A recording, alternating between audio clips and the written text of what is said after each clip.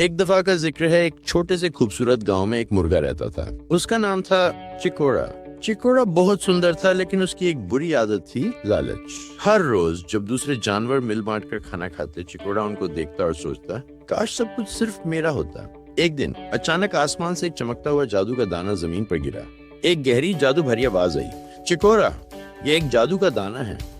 अगर तुम इसे सबके साथ बांटोगे तो सोना मिलेगा, लेकिन अगर अकेले खाओगे तो नुकसान होगा। चिकोरा की आंखों में चमक आ गई।